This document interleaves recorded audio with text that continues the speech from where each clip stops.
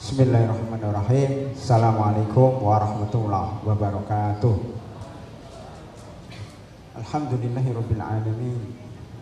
Shalatu wassalamu ala asrofil anbiya'i wal mursalin wa ala alihi wa sahbihi wa tabi'ina lahum bi ihsanin ila yaumiddin wa ba'd. Alhamdulillah hadirin dan hadirat peserta bedah buku Islamic Parenting, metode Nabi Muhammad SAW dalam mendidik anak-anak. Sebelumnya saya mohon maaf karena keterlambatan yang tidak disengaja. Kebetulan memang sejak subuh ya kita sudah keluar dari rumah, kemudian ada kuliah duha di Al-Azhar, kemudian ke sini. Jadi alhamdulillah pas beliau selesai dan beliau Dr. Azam ini juga pas jam sekarang, pas mau pergi ke Riau dan saya pas datang. Memang hidup ini pas-pasan, subhanallah. Dan itu ditentukan oleh Allah Subhanahu Wa Taala, bukan kehendak saya, bukan kehendak beliau. Ya alhamdulillah tadi sempat ketemu. Ya, saya khawatir nggak ketemu, alhamdulillah sempat ketemu walaupun sebentar. Dan habis ini juga saya harus langsung ada pengajian politik di Al-Azhar Kebayoran dengan Dr. Hidayat Nur Wahid habis zuhur ini. Hadirin rahimakumullah, pada kesempatan pagi hari ini kita bedah buku. Buku itu sangat tebal, sekitar 280 halaman. Isinya sangat bagus karena menjelaskan tentang dalil-dalil dari Al-Quran dan Sunnah tentang pendidikan anak sejak umur kosong, ya, sejak kecil, sejak dalam kandungan sampai umur sebelum menikah. Itu dipaparkan secara apik, secara baik di dalam buku tersebut. Pengarangnya adalah Jamal Abdurrahman. Saya ada buku aslinya dan beberapa buku yang lain yang berbahasa Arab yang dikarang oleh beliau. Ya, di antaranya adalah Al-Atfal Al-Udoma, anak-anak kecil yang nanti akan menjadi orang-orang besar. Itu juga dikarang oleh beliau. Beliau memang tahassus spesialis di dalam pendidikan anak. Hadirin rahimakumullah, buku ini dimulai dari pemaparan bagaimana sebelum mendidik anak itu harus kawin dulu. Bagaimana mau didik anak kalau dia belum kawin? Anehnya mahasiswa Al-Islam membedah buku ini, mengadakan bedah buku ini kan panitianya UKM, unit kegiatan mahasiswa yang semuanya belum kawin. Bagaimana mau bedah buku yang dia sendiri belum kawin? Jadi sebelum mendidik anak itu kawin dulu. Sebelum kawin itu memilih calon pasangan.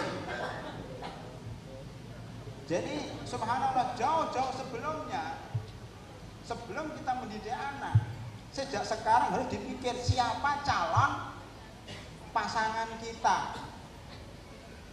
Jadi jangan mendidik anak setelah jadi baru dipikirkan bagaimana mendidik anak. Tapi pikirkan dulu siapa calon kita, yang anak itu akan keluar dari rahimnya, dari perutnya. Kalau calon pasangannya bagus, insya Allah anaknya bagus. Kan gitu. Kalau calon pasangannya hidungnya mancung, anaknya juga insya Allah hidungnya mancung. Kan gitu biasanya. Kalau calon pasangannya solehah, insya Allah anaknya soleh. Kalau calon pasangannya hafal Al-Quran, insya Allah anaknya juga akan hafal Al-Quran. Mahasiswa yang sebentar lagi ini panitianya kan mahasiswa yang sudah mau lulus ini.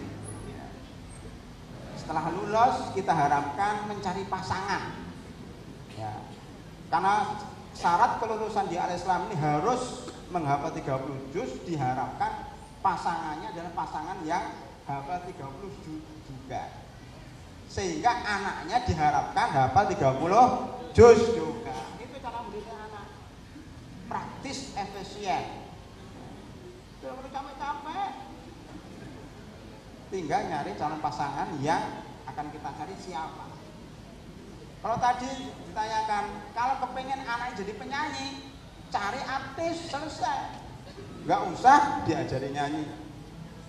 Rasulullah Shallallahu Alaihi Wasallam bersabda dalam masalah ini, takhayyaru linutfikum, pilihlah perempuan untuk benih kita nanti, untuk bercocok tanam itu pilihlah tanah yang subur.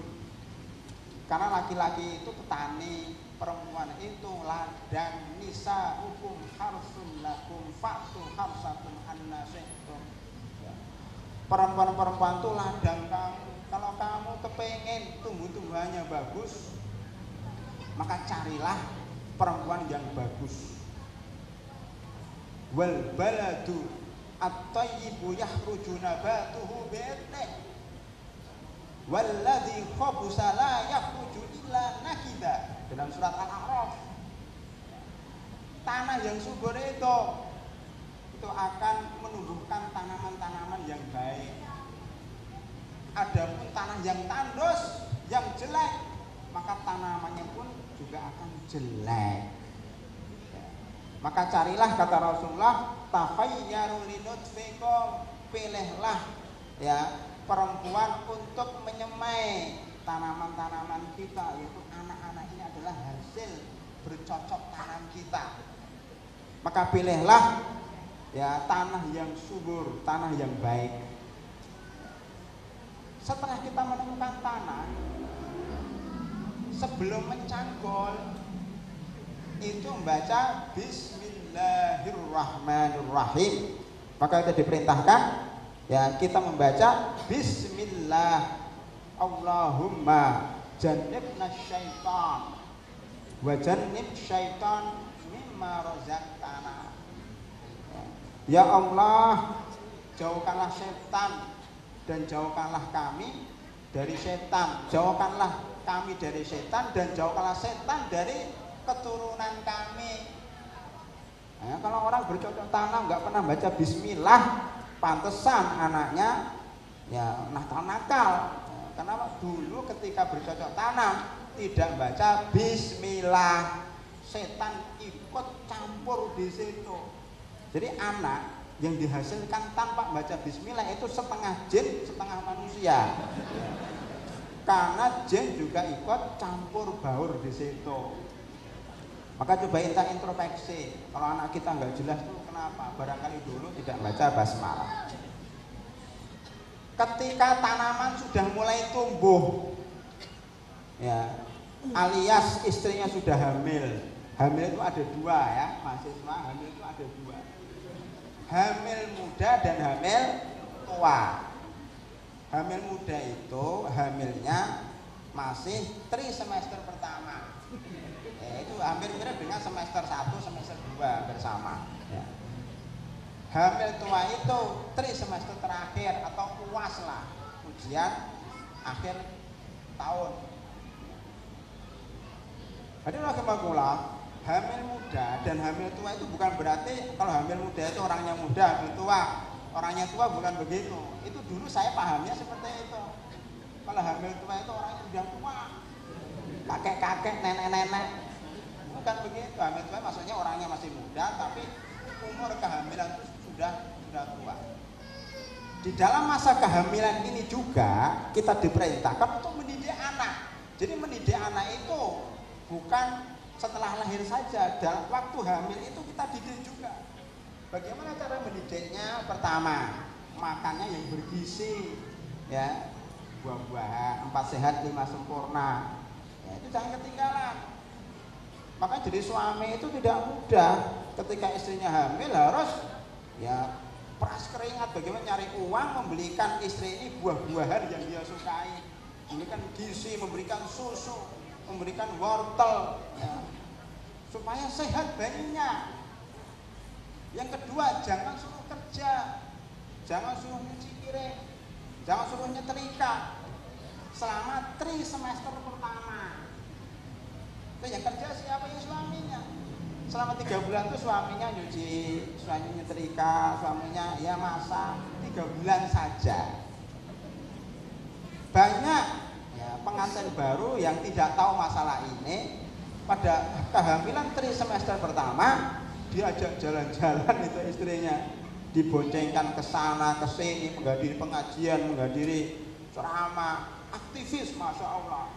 Setelah itu sampai rumah, istrinya keguguran karena capek naik motor ya, atau naik mobil atau naik angkutan umum.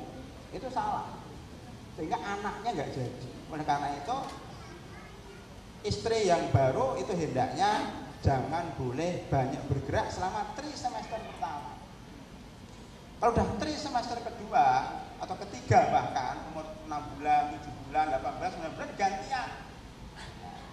Dia suruh jalan-jalan, disuruh nimba, disuruh nyuci, disuruh masak, suruh naik turun tangga.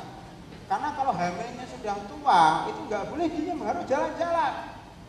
Ya, kalau bisa jalan kaki 10 kilo bolak-balik. Wah, itu bener itu.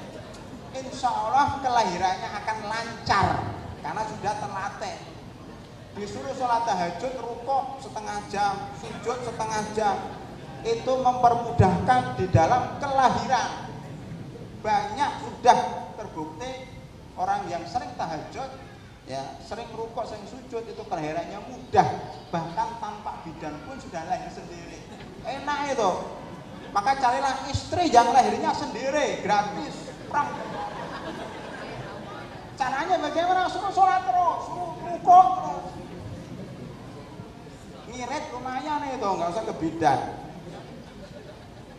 Oleh karena itu pada masa hamil harus ya dilatih. Kemudian perasaannya itu harus ditenangkan. Jadi perempuan itu banyak perasaan, ya, mahasiswa-mahasiswa, perempuan itu banyak perasaan. Kalau laki-laki tidak punya perasaan. Oleh karena itu jangan sampai membuat sedih istri yang lagi hamil. Namanya kenapa? Karena terbukti secara penelitian ilmiah, istri yang lagi hamil kalau sedih, banyak mikir utang, itu anaknya nanti kalau lahir stres. Di Bangladesh sudah diteliti 720 wanita yang lagi hamil diteliti oleh lembaga kesehatan internasional, diteliti yang 80% depresi, tertekan, stres ya. Yang 25% gelisah, sisanya tenang-tenang karena suaminya setia di sampingnya.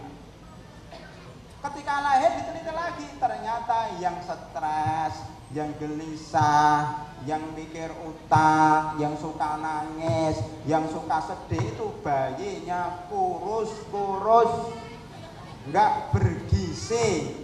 Sebagian dari mereka ada yang mati. Kenapa? Karena ibunya selama hamil stres, bayinya ikut stres. Jangan dikira bayi dalam kehamilan itu tidak mikir-mikir juga. Kalau ibunya senang, bayinya ikut senang. Kalau ibunya sedih, bayinya ikut sedih. Kalau ibunya makan, bayinya ikut makan. Itu udah teori. Oleh karena itu di barat ditemukan sebuah penelitian, bayi yang sering didengarkan musik klasik, di barat itu musik klasik, kalau di Indonesia musik keroncong, ngak-ngok, ngak-ngok, itu bayinya ya ketika lahir itu punya perasaan yang halus ya. Jadi seorang bayi seorang yang peka terhadap lingkungan, orang yang tahu seni. Itu kalau di barat, Pak. Kalau dalam Islam nggak perlulah pakai musik keroncong ya. Tapi dibacakan Al-Quran 30 juz. Makanya yang punya istri atau calon istri, kalau istrinya sudah hafal 30 juz, itu ditinggalkan aja, dia menghafal Kalau istrinya nggak bisa baca Al-Quran itu yang susah, harus ngajari dari awal. Kalau kebetulan nanti dapat istri yang belum baca Al-Quran, tinggal beli kaset Syekh Sudes 30 juz, ditaruh di perutnya, udah. HP ini kan ada kaset Samsung, udah selama 30 juz di situ, insya Allah anaknya nanti kayak Sudes juga. Pokoknya didengarkan lah. Ya, itu nanti mudah-mudahan anaknya lahir itu langsung nengok itu. Jadi ada orang baca Al-Quran ditengok bener itu. Ya, ibunya baca Al-Quran ditengok. Nampaknya pernah saya dengar di waktu dalam perut ibunya. Dia tahu, dia nengok. Ada Al-Quran dikejar. Ya, balita itu nyari Al-Quran ingin dibaca, coba bayangkan. Makanya ada yang 4 tahun hafal Al-Quran. Ada kan di Mesir ada 4 tahun hafal Al-Quran, 7 tahun hafal Al-Quran, 10 tahun hafal Al-Quran. Kenapa? Karena waktu di kandungan sering dibacakan Al-Quran. Bagi mahasiswa yang kepingin mendidik anaknya, carilah perempuan yang memang mahir dalam Al-Quran. Bagi yang belum, bagi yang terlanjur sudah menikah dengan perempuan yang nggak bisa baca Al-Quran, segera dikursuskan baca Al-Quran. Ya. Bagi yang istrinya lagi hamil, segera nanti kalau pulang dari sini dibacakan Al-Quran 30 juz. Ya. Dan begitu seterusnya. Ini manfaat kita bedah buku. Hadirin rahimakumullah, setelah keluar lahir, maka orang yang mengunjunginya mendoakan barakallahu fil mauhubilaka atau burika fil mauhubilaka. Yang punya buku itu pada halaman 37, 26 tadi saya terangkan, kemudian halaman 37. Jadi kita mendoakan mudah-mudahan Allah memberikan berkah kepada bayi ini. Ya. Wa syakartal wahib wa ruzikta birrahu wa balagha asudda. Itu doa untuk bayi yang baru lahir. Ya, mudah-mudahan diberikan berkah. Mudah-mudahan engkau bisa mensyukuri nikmat anak ini. Mudah-mudahan Allah akan menjaganya, ya.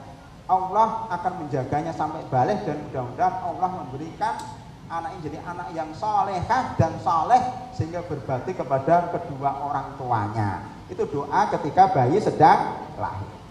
Setelah 7 hari anak itu diakikoi, ya, kullu gulamin murtahinun biakikotihi. Setiap anak yang lahir itu tergantung digadekan karena akikohnya. Akikoh ini menyembelih kambing, kalau anak laki-laki 2 kambing, kalau anak perempuan 1 kambing sebagai bentuk syukur atas nikmatnya anak. Kalau anak itu belum kita akikoi, belum kita syukuri, biasanya anaknya nakal. Iya, susah ngaji. Kita lihat diakikoi belum sih? Oh belum, maka segera diakikoi supaya cepat mau ngaji, supaya anaknya jadi anak yang soleh dan solehah. Itu salah satunya dengan cara mensyukurin dengan akikah. Ya. Tutbahu anhu yaumas sabi' wa yulhaqu wa yuhlaqu ra'suhu wa yusaffa. Pada hari ke-7 itu dicukur rambutnya dan diberi nama. Makanya berilah nama anak-anakmu dengan nama yang baik, ya. Pada halaman 50, ya, berilah nama anakmu dengan nama baik. Nama yang paling baik itu adalah Abdullah, Abdurrahman, Abdul Wahid, Abdul Wadud, Abdul Rahim, ya, Abdul Qahar. Paling baik. Jangan beri nama asal-asalan.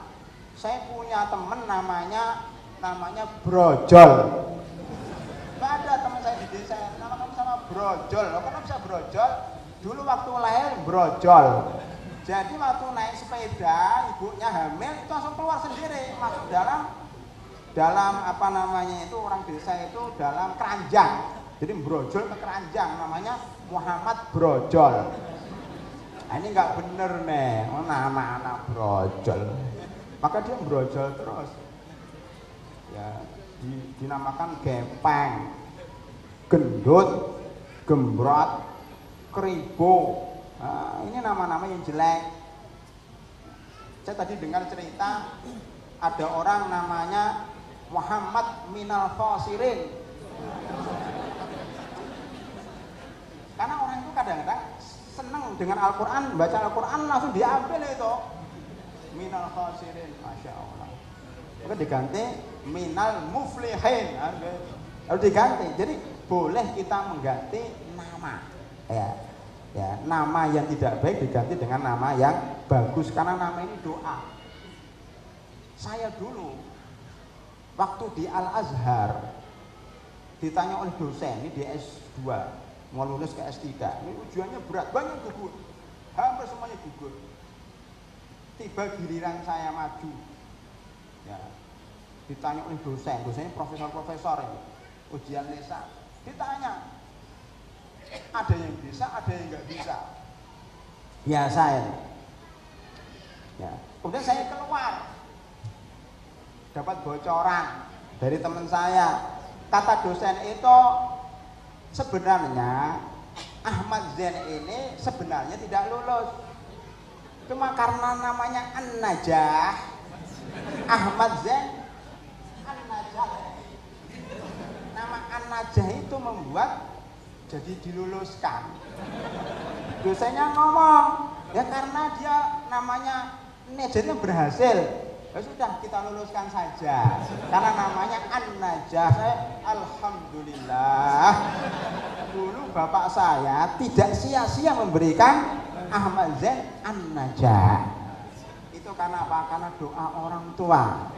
Maka berilah ya anak itu doa, nama yang sesuai dengan doa kita. Kemarin saya punya adik baru melahirkan, ya diberi nama Konitah Mujahidah atau apa gitu, panjang namanya, saya nggak apa. Saya bilang kurang panjang, pakai aja nama Muslimat Mukminat Qonitat Taibat Abidat Saihat.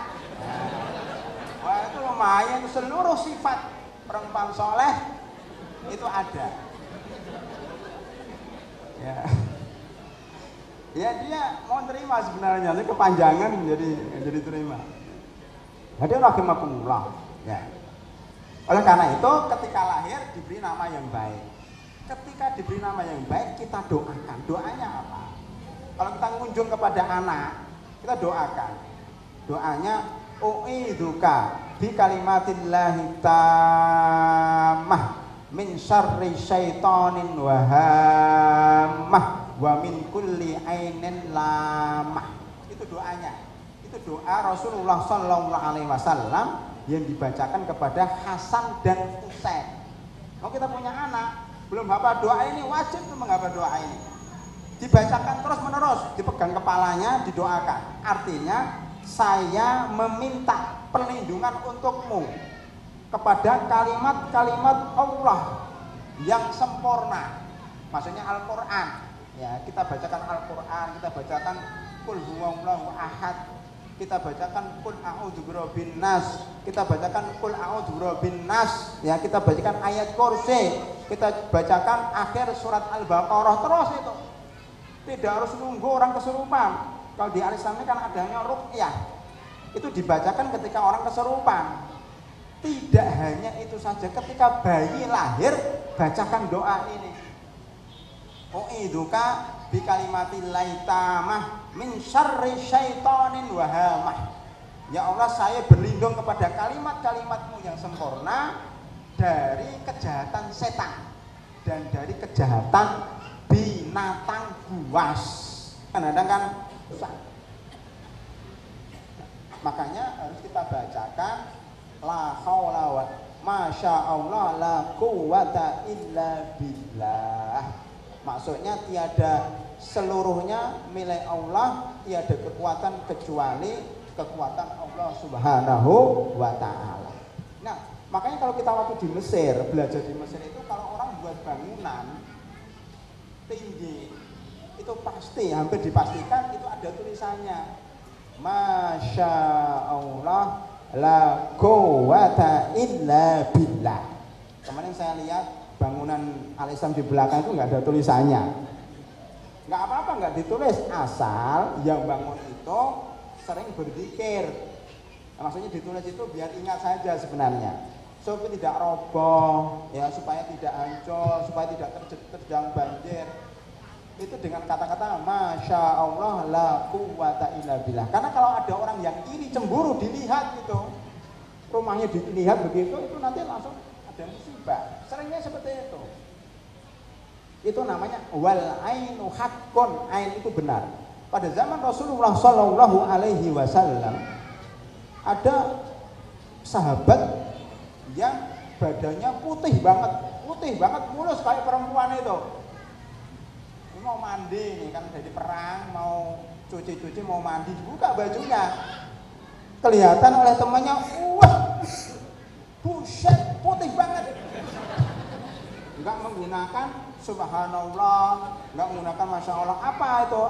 Orang yang putih yang dikatakan putih banget itu jatuh pingsan di situ. Pingsan, nggak sadarkan diri, namanya ain, sorotan mata. Orang yang kaget tidak mengucapkan masya Allah. Oleh Rasulullah Shallallahu Alaihi Wasallam, orang yang melihat ini disuruh mandi. Setelah disuruh mandi, bekas air mandi itu digebyurkan kepada orang yang pingsan sehingga sembuh. Ya. Karena keringatnya, baunya itulah yang kemudian menyembuhkan yang pingsan ini, kan gara-gara dia. Makanya itu kalau ketemu orangnya, kalau nggak ketemu orangnya ya harus diruqyah. Makanya kalau kita melihat sesuatu yang takjub, kita harus menyertakan nama Allah Subhanallah, Masya Allah, la haula wala quwata illa billah. Pokoknya begitulah. Anak ini kok pintar, itu Subhanallah. Anak ini kok bagus, Masya Allah, harus begitu. Kalau enggak, khawatir anak kita akan sakit atau celaka.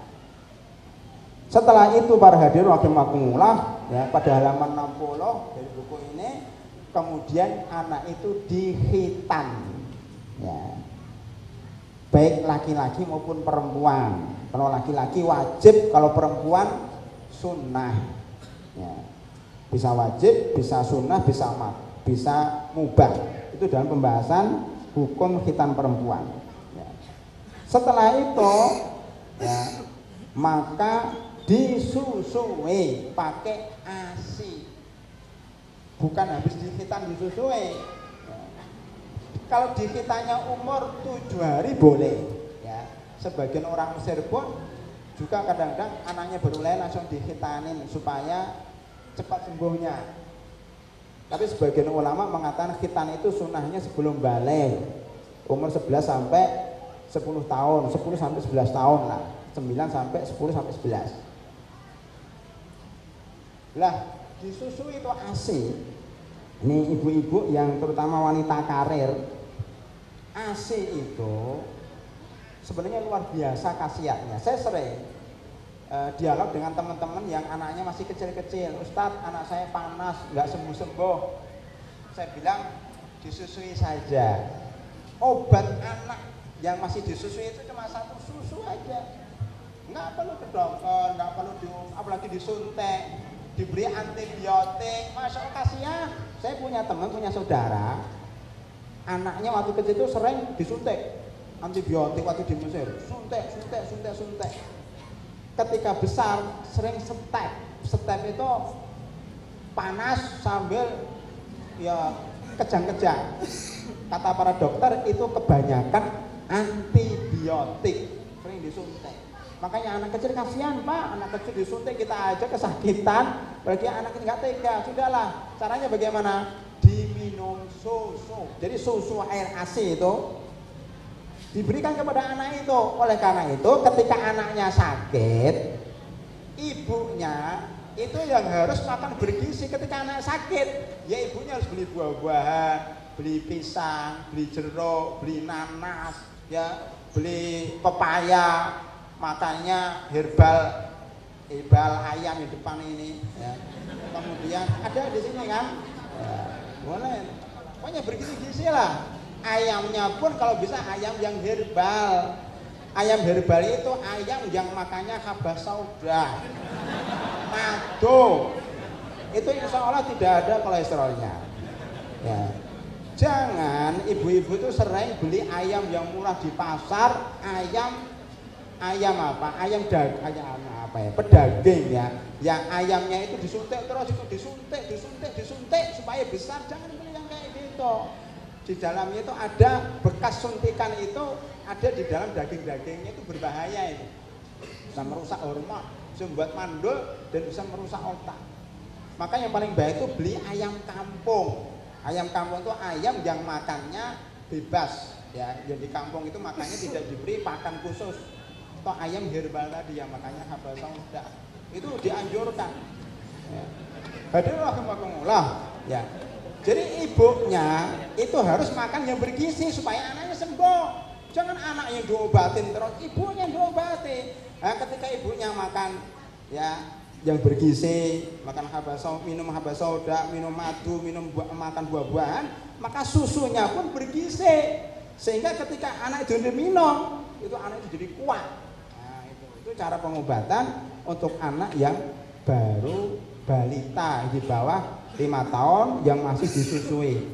Susu ibu itu mengandung laktosa. Laktosa ini dipecah menjadi galaktosa dan glukosa. Nah, itu laktosa dipecah menjadi glukosa dan galaktosa menggunakan ya alat yang bernama laktase. Laktase ini tidak ada dalam susu formula.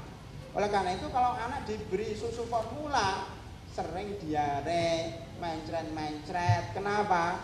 Karena usus bayi itu tidak kuat ya, mungkin kepanasan, mungkin kedinginan. Tapi kalau air susu ibu kan nggak perlu dipanasin, nggak perlu didinginkan, tidak perlu masukkan kulkas, praktis ya, kulkasnya di dalam dirinya, itu hangat terus, itu hangat terus tuh air susunya itu. Makanya bayi itu ketika minum nyantai saja ya, karena ngepas dengan apa yang dimiliki bayi dan sesuai dengan ususnya, karena mengandung tadi laktasa yang dirubah menjadi galaktosa dan glukosa menggunakan alat yang namanya laktase. Ini tidak ada di dalam susu formula.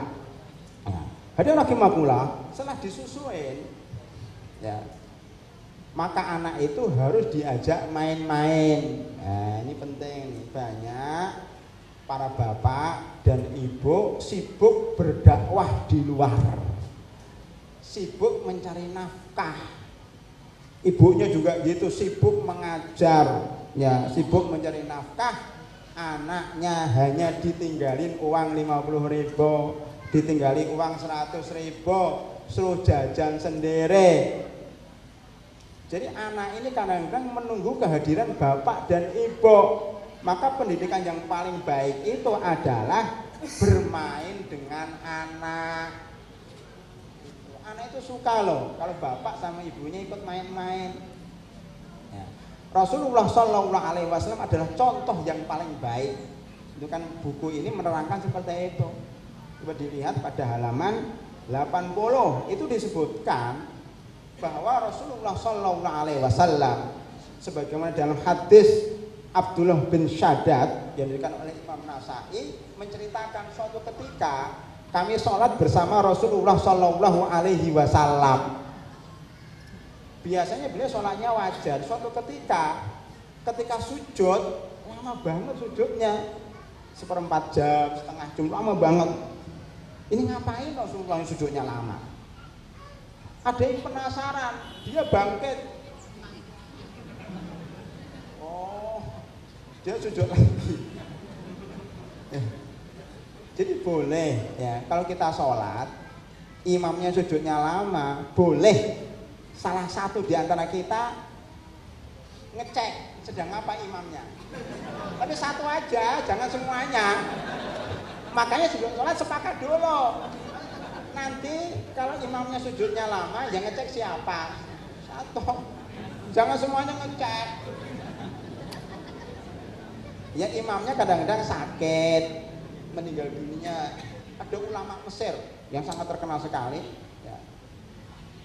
Itu ketika sujud sholat subuh itu nggak bangkit lagi, meninggal dunia dalam keadaan sujud. Subhanallah. Ya mudah-mudahan kita bisa diberi husnul khotimah. Nah ini dikira mati kan? Ya, jangan-jangan mati gimana? Ya, kemudian dia kalau tahu, ya ternyata belum mati. Setelah itu Rasulullah Shallallahu Alaihi Wasallam setelah sholat bangkit ceramah. Para sahabat, ya para hadirin dan hadirat, maaf tadi sholat saya sujudnya agak lama. Tahu nggak kenapa? Karena cucu saya Hasan dan Husain ini sedang mainin kuda-kudaan di atas punggung saya. Jadi Rasulullah lagi sholat itu dimainin. Enak banget kudanya. Kan seneng anak kecil kuda-kudaan. Lah Rasul lagi sholat mau bangkit, oh nggak enak, anaknya baru saja, cucunya baru saja ketemu. Kalau saya bangkit nanti anak saya nangis atau cucu saya nangis, biarkan sebentar lah, paling 1/4 jam juga nggak apa-apa. Lah itu saya kata Rasulullah tidak mau menyakiti perasaannya. Coba sampai segitunya. Tidak mau menyakiti perasaan anak kecil cucunya itu. Betapa banyak kita menyakiti perasaan anak-anak kita. Ya. Artinya memang harus main-main bapak dan ibunya ini. Ya. Rasulullah SAW juga sering membawa Umamah. Umamah ini cucu dari Abul As, dari anak yang namanya Zainab. Kalau Hasan Husain kan dari Fatimah. Kalau Umamah ini dari Zainab. Zainab sudah meninggal dunia ya. Itu suaminya namanya Abul As ya. Ini sudah hijrah, sudah Islam juga. Itu sering bawa perempuan, sering bawa ke sholat. Artinya apa? Seorang kakek memang sebaiknya sering membawa cucunya. Sering bawa cucunya. Di sini banyak nggak nenek-nenek atau kakek-kakek yang ada. Besok kalau ada bedah buku ya, tolong dibawa cucunya ya. Nenek kakek. Ini mencontoh Rasulullah Shallallahu Alaihi Wasallam kemana-mana bawa cucunya. Itu tadi malam itu ada yang bertanya ketika ada pengajian di pasar Minggu, Ustadz, saya pernah mendengar Ustadz ya pernah mendengar Ustadz ceramah mengatakan ya, bahwa orang yang tidak pernah ikut pengajian itu cepat mati. Benar nggak Ustadz? Kok bisa bagaimana? Secara ilmiah bisa dibuktikan dan bisa dipertanggungjawabkan. Oleh karena itu, kalau terpaksa di rumah, bawalah cucu. Karena kalau ada cucu, mau tidak mau kakek ngatakan sini ikut mbah, ikut kakek, digendong. Yuk kita main kelereng ya. Akhirnya kakek sama cucunya main kelereng. Jadi lupa utangnya itu. Ya. Kayak anak kecil lagi, lupa utangnya. Jadi bergaul dengan anak kecil itu manfaat untuk anak dan manfaat untuk orang tua. Anaknya akan cepat dewasa, ya, cepat terdidik, ketularan sifat orang tuanya, ya, itu panjang umur karena seneng terus, ya, karena jadi anak kecil terus. Jadi, ya. Mendidik anak itu harus dengan permainan. Jangan anak itu diperintahkan, dilarang, diajak main, diajak jalan-jalan, kemana-mana dibawa anak itu. Ya. Itu menghibur orang tua dan bisa mendidik anak. Ketika Rasulullah SAW ceramah khutbah, itu cucunya Hasan itu jalan bertateh-tateh, itu turun dari khutbah diambil. Subhanallah. Ya, ini cara mendidik Rasulullah SAW terhadap anak dan cucunya. Makanya pada hadirin rahimakumullah, dalam masalah ibadah itu janganlah terlalu fanatik, jangan terlalu serius. Kalau ibadah sholat khusyuk, kemarin kita bahas di sini, sholat khusyuk. Ya. Sholat khusyuk itu tidak harus orang itu Allahu Akbar.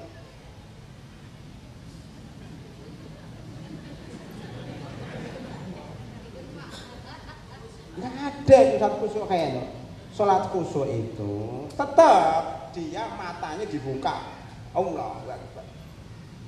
Matanya dibuka menghadap tempat sujud, telinganya dibuka. Ada suara apa sih ini? Jangan sholat khusyuk ditutup pakai kapas, matanya ditutup. Jangan, itu nggak khusyuk namanya. Khusyuk. Kita lihat bagaimana Rasulullah Shallallahu Alaihi Wasallam. ketika sholat bawa anak itu kan ngambil, kadang meletakkan, kadang di atas punggung. Sarannya anaknya jangan rame, diem tapi gelantungan nggak apa-apa kepada dia. Ya. Kemudian ya kalau sholat kan anaknya nangis. Ketika Rasulullah SAW sedang sholat mendengar ada ibu yang anaknya menangis, mau sujudnya lama, tapi karena ada yang nangis dipercepat, itu khusyuk. Jadi khusyuk itu ibadah vertikal sekaligus horizontal. Hablun minallah wa hablun minan nas. Jadi kalau sholat anaknya rame dipegang, anaknya bawa pisau dia ambil pisaunya, anaknya sedang tengkar dilerek, anaknya di pinggir mana tangga mau jatuh diambil, jangan saya lagi sholat lagi khusyuk biar nanti habis sholat anaknya mati, gimana? Ya. Jadi anak itu tetap diperhatikan walaupun kita dalam ibadah, tidak masalah. Maka kalau sholat, ibu itu juga harus dengar ini anak lagi ngapain, anak saya ini lagi ngapain gitu kan. Harus pikiran yang gitu. Ya jangan-jangan anak saya ke jalan gitu kan. Makanya sebelum sholat ini harus gerbangnya dikunci, ya pisaunya taruh di atas, kompornya dimatikan ya, supaya khusyuk. Jadi pada hadirin rahimakumullah, Rasulullah SAW itu menggabungkan antara ibadah vertikal dan ibadah horizontal. Kemudian beliau ketika anaknya beranjak dewasa, umur 9 tahun, 10 tahun, 12 tahun, diajak jalan-jalan. Ya, pada halaman 86 disebutkan bahwasanya Rasulullah SAW itu memboncengkan, ya, memboncengkan yang namanya Abdullah bin Ja'far, Hasan, Husain, keponakan-keponakannya. Jadi beliau itu dari luar kota ini, ya, datang. Nah, ketika datang itu disambut, belum sampai rumahnya sudah dicegat oleh anak-anak kecil ini. Jadi Rasulullah itu suka sama anak kecil, disambut, keponakan-keponakannya banyak itu. Pada kepengen digendong oleh Rasulullah dan kepengen diboncengkan. Sudah kamu naik depan, yang kamu belakang, yang kamu di manalah gitu pokoknya. Semuanya akhirnya dari luar masuk rumahnya dalam keadaan digelantungi oleh anak-anak ini. Nah, itu Rasulullah SAW. Jadi kalau pulang disambut oleh keponakan-keponakannya, ramai itu, heboh itu kalau Rasulullah pulang itu. Suatu ketika Rasulullah SAW ini mengajak namanya Ibnu Abbas. Ibnu Abbas itu masih kecil, ya sekitar 10-12 tahun. Diboncengkan di belakang. Ya. Jadi sunnahnya kalau kita naik motor atau naik mobil, kalau bisa ada anak kecilnya. Itu kalau punya anak. Kalau nggak punya anak, nyari anaknya siapa. Itu seneng anak itu. Saya belum pernah menemukan anak tidak seneng kemudian karena gelasnya nggak ada. Panitianya kurang peka, nggak ada gelas, gimana ini? Ini dalam pendidikan anak kurang nih. Anaknya aja kalau haus ditawarin, ya ustaznya haus nggak ditawarin deh. Pakai gelas.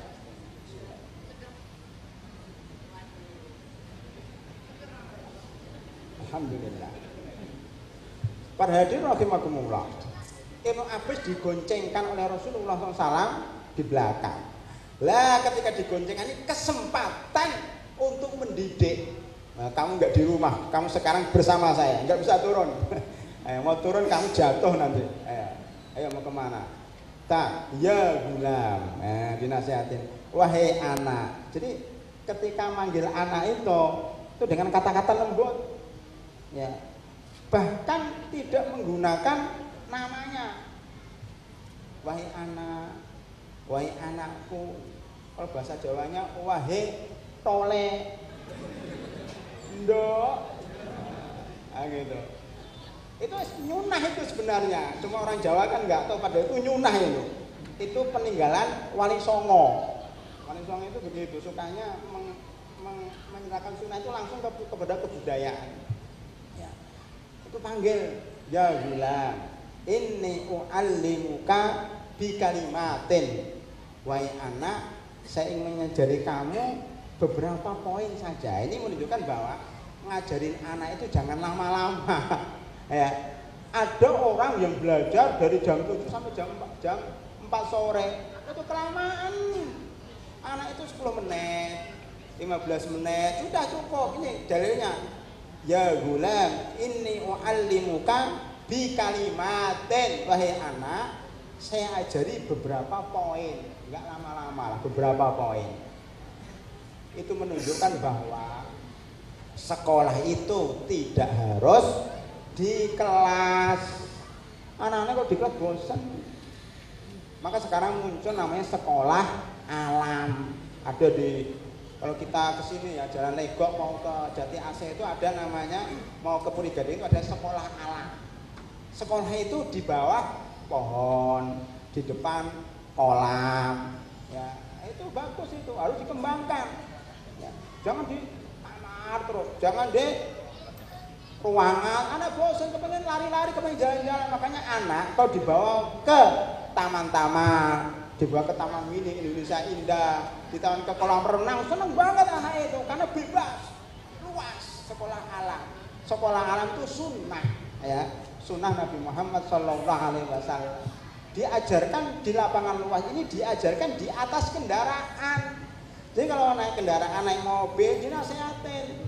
Di dalam mobil itu, ketika naik motor dinasehatin. Oh, itu ada pohon yang tumbang, itu ada rumah yang terbakar, oh itu ada kucing yang lewat. Jadi anak itu langsung melihat alam langsung diajarin.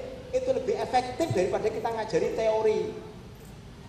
Yaitu pendidikan ya alam namanya. Ini hadisnya adalah hadis Ibnu Abbas radhiyallahu anhu. Inni wa'alika bi kalimat ihfazillah yahfadka, ihfazillah tajidhu tujahak, sampai terakhir. Ya gulam, wahai anak, jagalah Allah, maka Allah akan menjaga Anda. Jadi umur 12 tahun itu sudah dikenalkan tauhid. Tapi tidak harus kemudian ngajari anak 10 tahun. Tauhid itu ada 3 loh. Tauhid rububiyah, tauhid uluhiyah, tauhid tidak harus seperti itu. Tauhid asma wa sifat. Dan diajarkan 10 hal yang membatalkan keislaman, belum nyampe. Anak itu didiknya lebih mudah sebenarnya. Sudah dikenalkan langsung. Ada orang kesurupan loh, ini jin, nggak boleh. Ya. Enggak, jin itu ya itu jahat, makanya setan itu jahat. Caranya bagaimana kita baca sebelum tidur. Jadi langsung praktek, tidak usah banyak teori. Ini yang diajarkan oleh Rasulullah Shallallahu Alaihi Wasallam. Ada suatu kisah bisa dibaca pada halaman 97. Kisahnya sangat mengharukan. Saya pun ketika membaca hampir meneteskan air mata, tapi nggak jadi. Nah, saya tahan. Kisah ini ya mudah-mudahan kisah nyata, diunduh dari internet oleh pengarang. Bukan oleh pengarangnya, oleh penerjemahnya. Ini orang Indonesia. Penerjemah ini menambahin. Ya, itu bukan tulisan pengarang. Ceritanya begini. Ya, ada orang tua itu sibuk mencari uang, maksudnya kerja sebelum subuh sudah berangkat karena takut macet, di tahun ini macet. Cukup sebelum berangkat, anaknya masih tidur, pulangnya jam 10, anaknya sudah tidur, nggak pernah ketemu, jarang ketemu. Kalau hari Ahad dipakai untuk pergi bedah buku, anaknya nggak diajak. Ya kapan ketemunya? Makanya kalau bedah buku, menghadiri pengajian itu kalau hari Ahad anaknya diajak, dikenalkan masjid, dikenalkan dengan saudara-saudara kita. Ya. Jadi supaya anak itu ketemu dengan orang tua paling tidak satu Ahad ini paling tidak. Itu pun sudah sangat kurang. Makanya barang siapa yang kerjanya tidak ketemu anak dalam sehari, cari pekerjaan lain yang nyantai, yang bisa ketemu anak tiap hari. Itu aset kita, Pak. Kalau anak itu jarang ketemu dengan orang tuanya, ketemu seminggu sekali, khawatir anaknya jadi bandel, jadi preman. Kita lihat itu kejadian homoseksual ya, yang di Jakarta International School ya, terjadi pemerkosaan. pelecehan seksual itu rata-rata anak yang tidak diperhatikan orang tua. Itu bisa menimpa anak-anak kita, bisa itu. Itu karena penyakit yang menular itu. Salah satunya apa? Sering ditinggal oleh orang tuanya. Tidak pernah ketemu, walaupun diberi uang, walaupun ada pembantu, tidak menjamin. Makanya pertemuan dengan anak itu sangat penting. Ini kisah nyata. Suatu ketika ya, orang tuanya itu datang. Kebetulan anaknya sengaja nggak tidur. Karena selama seminggu nggak ketemu bapaknya. Dia berusaha nunggu bapaknya. Membawa uang 15.000, tabungannya itu diambil 15.000. Orang tuanya datang malam hari kaget, "Nak, kenapa belum tidur?" "Belum, Pak." "Loh kenapa?" "Mau ketemu sama bapak." Oh, coba bayangkan.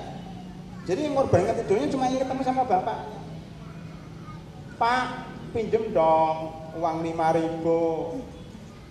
"Untuk apa?" "Pokoknya pinjem lah." Enggak usah, udah malam, tidur. Udah tidur, besok sekolah. Makanya bapaknya tidur, anak juga tidur. Ya, anaknya nangis. Kenapa nangis? Kemudian paginya ditanya, "Kenapa kok nangis? Untuk apa uang 5.000 itu?" Kata anaknya, "Pak, saya punya uang 15.000. Ya. Saya kepengen main ular tangga." Tahu ular tangga ya? Ular yang ada tangganya. Atau tangga yang ada ularnya. Sama. Saya mau nangis nggak jadi kan? Ya, karena ada ular tangga ini. Ular tangga itu yang bagi yang nggak tahu ya, kalau kita main gitu masuk ke ular itu turun. Ini kan ada tangga naik. Nah, itu namanya ular tangga. "Pak, saya kepengen main ular tangga dengan bapak." Ya. Oh, nggak punya, kata ibunya, "Bapak itu nggak punya waktu." Nah, bapakmu itu nggak punya waktu. Dia kerja 1 jam digaji 40.000. 1 jam di perusahaan, 1 jam itu digaji 40.000. Maka dia datang kepada bapaknya, "Pak, saya minta waktu bapak setengah jam saja untuk bermain dengan saya. Ya. Saya cuma punya 15.000. Saya minjem 5.000. Jadi 20.000. Saya ingin bayar."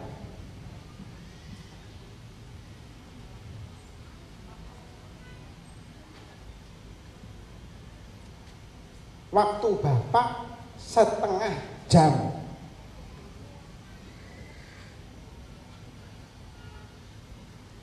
Setengah jam saja. Saya bayar 20.000.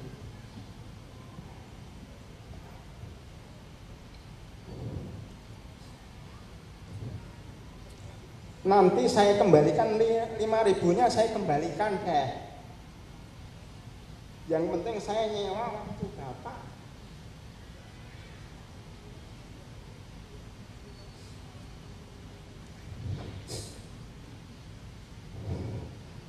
Kalau bapak digaji 40.000 per jam, saya ingin membeli waktu bapak setengah jam saja.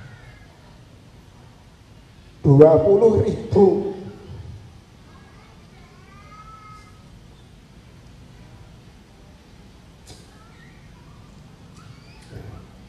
Anak itu kangen sama bapaknya.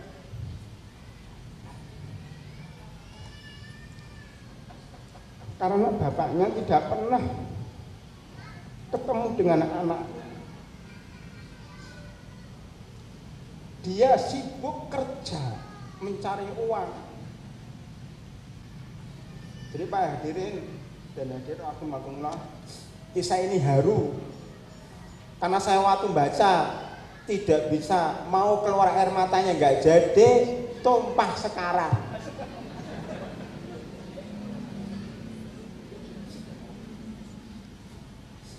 Jadi rahimahullah itu penting ketemu dengan anak.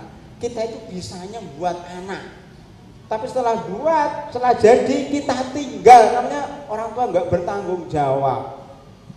Kita serahkan pendidikan anak kita kepada orang lain. Ini pendidikan Rasulullah Shallallahu Alaihi Wasallam. Ya, agar selalu ketemu dengan anaknya, walaupun sekedar untuk main ular tangga, walaupun cuma main sepak bola, badminton, layang-layang, dan seterusnya. Bagi para bapak, para ibu, sempatkan waktu bareng sebentar untuk main-main dengan anaknya. Mudah-mudahan anak kita menjadi anak yang soleh dan solehah. Kemudian para hadirin rahimakumullah, yang dikaruniai anak perempuan semuanya, ini ada saudara saya atau teman saya lah, ya, itu anaknya 9 perempuan semuanya. Dia mengenal Ustadz, gimana cara punya anak laki-laki? Saya jawab tuh nggak ada caranya, memang keluarnya kayak gitu. Dari sononya gitu. Ya, kebetulan anak saya yang 2 laki-laki, yang 2 perempuan. Itu sering orang nanya, Ustadz caranya gimana sih bisa pas kayak gitu? Ya ini namanya hidup pas-pasan. Punya anak ya pas, laki-laki 2, pas perempuannya 2, itu kan pas-pasan. Jadi hidup pas-pasan itu enak. Itu rezeki dari Allah Subhanahu Wa Taala. Nggak ada caranya, gitu-gitu aja. Makanya ibu-ibu, bapak-bapak yang diberi anak perempuan nggak usah putus asa. Karena Rasulullah SAW bersabda, manibtuliya bisyai'in min hadhil banat fa ahsana ilaihinna kunna lahu sitran minan nar. Kalau kita kebetulan diuji dengan anaknya kok perempuan semua, kok cewek semuanya, sabar ya. Karena anak perempuan itu kalau kita mendidik dengan baik, jadi anak solehah, memang berat Pak, punya anak perempuan itu berat. Kenapa berat? Sejak kecil kita didik baik-baik ya. Ketika besar diambil orang pun kita orang tua tidak boleh ikut campur. Kemarin ada pengajian di Kota Wisata itu ada bapak yang selalu nanya itu nggak selesai masalah Ustadz, anak saya perempuan ini ya, nikah dengan laki-laki. Ya bener lah Pak, nikah dengan laki-laki. Nah, terus apa Pak? Ini tengkar Pak ya. Menantu saya laki-laki ini itu menyuruh anak saya nggak kerja. Ini kan hak anak saya Pak ya. Kenapa dia larang-larang kerja? Biar saja. Saya katakan, Pak, itu sudah milik suami anak bapak. Anak bapak itu jadi milik yang menantu bapak. Bapak tidak boleh ikut campur, itu hak suami. Suami yang menikahi, kemudian masalah dia kerja atau enggak kerja tergantung suaminya. Suami sudah gajinya sudah besar, ya berat, kamu nggak usah kerja di rumah saja karena gaji saya sudah cukup. Bapaknya nggak terima, kepengen itu ikut campur, bilang Pak nggak bisa. Dalam Islam anak bapak walaupun yang melahirkan bapak, yang mendidik bapak, kalau sudah diambil oleh laki-laki itu jadi wewenangnya laki-laki. Itu beratnya kalau punya anak perempuan. Makanya kalau sudah punya anak perempuan, carikan jodoh yang baik, yang soleh, supaya kita tidak menyesal. Ada itu ya, bapaknya Muslim, anaknya artis perempuan, ini di Medan. Artis itu menikah dengan artas. Artis itu perempuan, artas itu laki-laki. Ya, artis dan artas ini menikah. Kebetulan artasnya ini pura-pura masuk Islam. Waktu kawin itu ya mengatakan saya mu'alaf, saya tobat, saya masuk Islam. Ya, bapaknya nggak apa-apa kalau kamu mu'alaf. Setelah beberapa tahun namanya, anaknya ini, menantunya ini murtad kembali, anaknya diajak murtad dan sekarang murtad. Bapaknya sama ibunya nangis-nangis itu. Saya ditipu, makanya nanti kalau menikahkan anaknya cari ya menantu yang jelas ya. Track recordnya itu jelas, jejak rekam jejaknya itu jelas. Kehidupannya dulu kecil bagaimana, besar bagaimana, kehidupan mana, supaya kita tidak menyesal ya. Itu cara mendidik anak, dan ketika besar harus benar-benar mencari jodoh yang cocok. Jangan ya asal kita kawinkan, tapi harus diteliti dulu supaya tidak menyesal kemudian hari. Jadi anak perempuan ini memang ujian bagi kita, tetapi nanti kalau dia soleh dan solehah akan menjadi penghalang kita dari api neraka. Itu pendidikan 0 sampai 12 tahun. Ya. Jadi makumullah. Ya. Selain itu, ketika anak punya mainan, itu biarkan anak main. Ya. Jangan mainannya kita rusak. Kalau dia punya layang-layang, jangan layang-layangnya dirusak. Kalau dia punya kucing peliharaan, biarkan. Pada zaman Nabi ada namanya Abu Hurairah, karena dia suka main kucing kecil. Cuma kucing itu harus diperhatikan kalau kotor, ya, karena karena mengandung bakteri yang bisa membuat kandungan itu gugur. Ya, kucing itu makanya kalau bisa dijauhkan dari kucing-kucing kecil yang kira-kira kotor. Kemudian boleh juga anak itu punya ikan di akuarium, punya burung di mana di sangkamnya. Ya, kalau anaknya hobi asal diberikan makan, asal burung-burung, asal ikan, asal binatang-binatang merah itu diberi makanan nggak apa-apa, tapi nggak boleh disiksa. Jadi jangan sampai kita merusak mainan anak-anak, karena itu adalah mainan yang disenangi anak-anak. Ini disampaikan oleh Rasulullah SAW. Kedaban namanya Abu Umair. Abu Umair itu seorang anak yang punya perkutut, punya burung. Ketika Rasulullah menanya, "Weh, burung kamu mana?" Menangis anak itu karena burungnya mati. Ya. Ini hiburan untuk anak-anak, jangan kemudian dirusak mainan anak-anak itu. Ya. Hadirin rahimakumullah. Anas bin Malik ini adalah anaknya sahabat yang diserahkan kepada Nabi Muhammad SAW umur 10 tahun, ya, atau masih kecil lah ya, diberikan, diinfakkan, diwakafkan kepada Nabi Muhammad SAW. Ibunya mengatakan, "Ya Rasulullah, anak saya wakafkan untuk membantumu. Kalau ada keperluan, mintalah bantuan sama anak yang namanya Anas bin Malik." Ya, bapaknya namanya Malik, menyerahkan ibunya. Nah, selama 10 tahun Anas bin Malik ini membantu Rasulullah SAW di situ. Selama 10 tahun beliau mengatakan, "Saya selama 10 tahun di rumah Rasulullah SAW tidak pernah dibentak, tidak pernah dicaci maki, tidak pernah dimarah-marahin." Subhanallah, akhlak Rasulullah SAW kepada anak kecil. Mungkin itu susah bagi kita. Kita sering marah sama anak-anak kita sering emosi sama anak-anak kita. Kalau Rasulullah SAW jarang marah. Ternyata marah itu, Pak, membekas pada diri anak. Itu nanti kalau besar mentalnya jadi kropos karena sering dimarahi oleh ayahnya. Makanya kalau bisa kita didik anak itu tanpa marah, tanpa emosi, tanpa gejolak. Ya. Kalau marahin bagaimana cara dicandain, digium, diajak main, dialihkan. Yang penting jangan dimarahin, kasihan. Ya sekali-kali dimarahin, tapi jangan sering-sering. Kemudian didoakan. Doakan anak itu dengan baik-baik. Ada orang karena saking nakalnya, jarang pulang, sering naik motor, ngambil motor ayahnya, itu sampai sebel. Ya. Udah pergi sana, bawa motor sana, biar nanti kesambar petir sana. Marah dia. Baru 10 meter kesambar petir beneran. Hati-hati kalau berdoa untuk anaknya. Konon ada kisah, saya nggak tahu kebenarannya, tapi mudah-mudahan benar. Ya. Imam Sudais itu, Imam Masjidil Haram, ya. Itu tuh waktu kecil nakal. Ya. Orang tuanya jengkel, pergi terus. Dia mengatakan, "Dah pergi sana, kamu nanti jadi imam Masjidil Haram sana." Mana jadi imam Masjidil Haram sana saking jengkelnya, sana jadi imam Masjidil Haram sana. Jengkel sama kamu. Besarnya jadi imam Masjidil Haram beneran.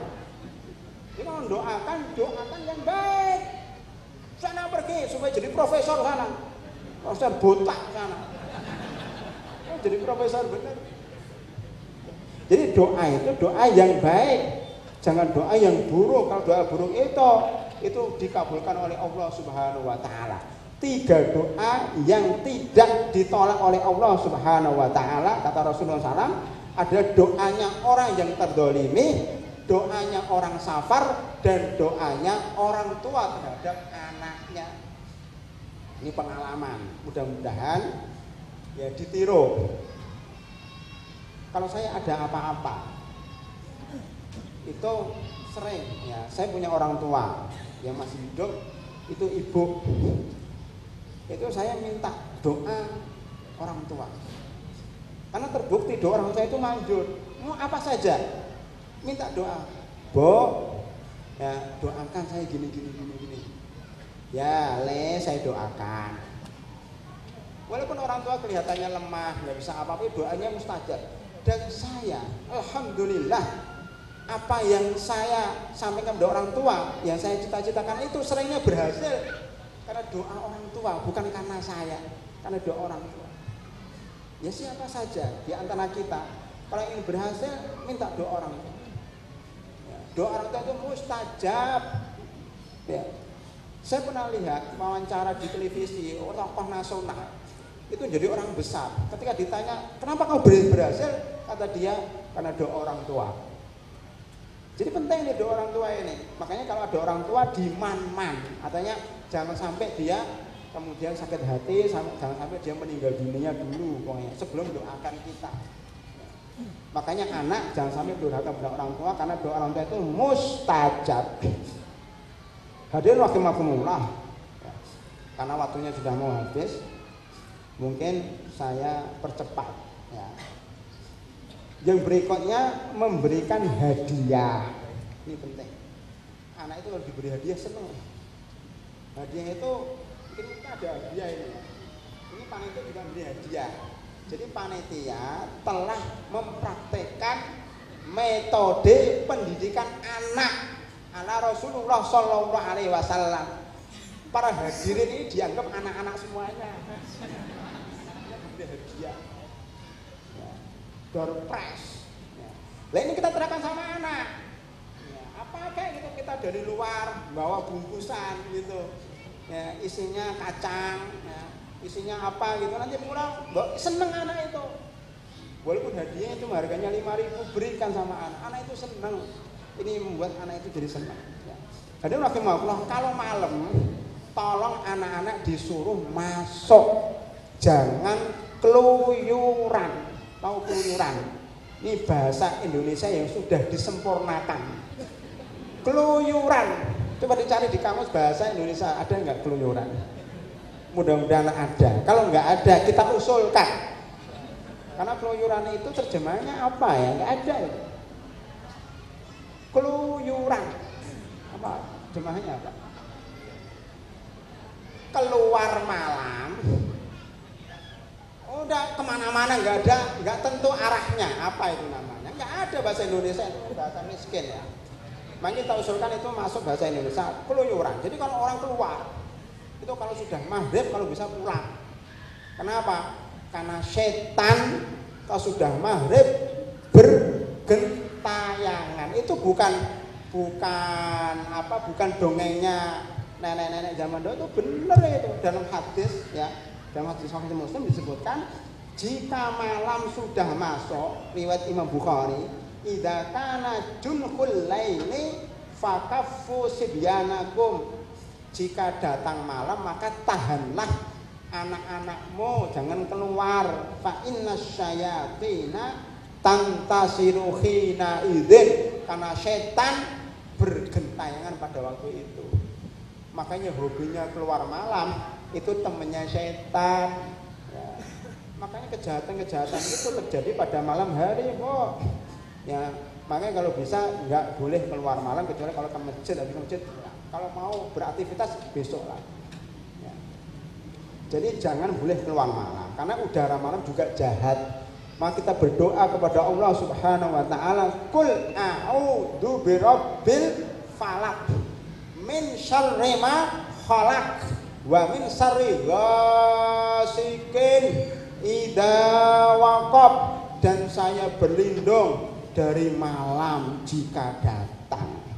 Yaitu banyak penyakit ini pada malam hari, maka masukkan anak-anak pada malam hari, kegiatannya di rumah jangan sampai keluar. Ya, hadirin rahimakumullah, ya.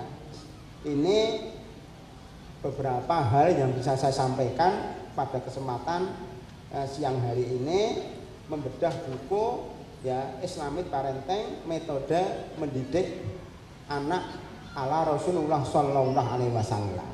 Ya, mudah-mudahan bermanfaat. Kurang lebihnya nanti bisa dikembangkan dalam forum tanya jawab. Tadi ada beberapa pertanyaan yang belum dijawab oleh Dr. Azami, insya Allah bisa saya jawab. Silahkan kepada para hadirin. Wallahu a'lam bishawab. Alhamdulillahirabbil alamin. Melanjutkan acara tanya jawab tadi, karena dari Ikhwan sudah, kemudian akan kami bacakan dari akhwat. Assalamualaikum warahmatullahi wabarakatuh. Ustadz, bagaimana cara meyakinkan kepada anak tentang adanya Allah? Lagi. Bagaimana cara meyakinkan kepada anak tentang adanya Allah? Ulangi lagi. Belum selesai.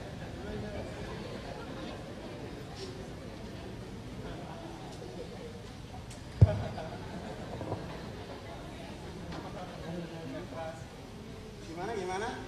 Bagaimana cara meyakinkan kepada anak tentang adanya Allah? Ya, Allah itu ada. Buktinya apa? Nah, kita hidup, ini yang menghidupkan Allah Subhanahu wa taala.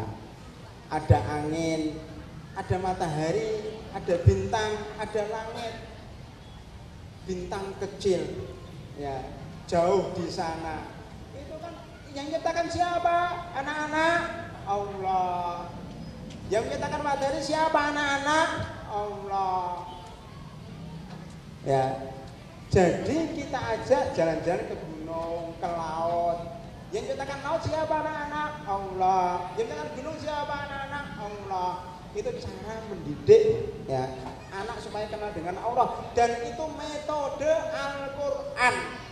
Orang mengenalnya dengan tauhid rububiyah, dikenalkan ciptaan-ciptaannya, maka secara langsung dia akan kenal Allah Subhanahu wa taala, dan anak itu akan mengatakan ya Allah ada karena ciptaannya ada di depan kita. Terus pertanyaan selanjutnya dari Ikhwan. Assalamualaikum warahmatullahi wabarakatuh, Ustaz. Waalaikumsalam warahmatullahi wabarakatuh. Terkait dengan yang Ustaz sampaikan suatu kejadian tadi, misalkan seorang suami melarang istrinya untuk bekerja. Kami sebagai seorang tua yang punya anak, artinya alhamdulillah anak laki dan perempuan, bolehkah kita bercita-cita seandainya terutama mungkin anak saya yang perempuan itu kita harapkan dia menjadi seorang, kasusnya dia menjadi seorang dokter wanita, di mana manakala pada saat ini tentu keberadaan dokter wanita sangat jauh sekali dari keadaan sekarang ini, Ustaz. Nah, hal ini tentu berkaitan dengan peristiwa tadi, di mana kita tahu bahwasanya seorang suami berhak untuk melarang istrinya bekerja. Nah, kalau menjadi seorang dokter wanita, tentu dia ikhtilaf dengan laki-laki, dan suatu saat barangkali dia menjadi seorang pemimpin dan suatu lembaga tertentu. Kira-kira dalam pandangan Islam seperti apa membedakan antara gender ini atau emansipasi dari wanita? Itu yang pertama, Ustaz.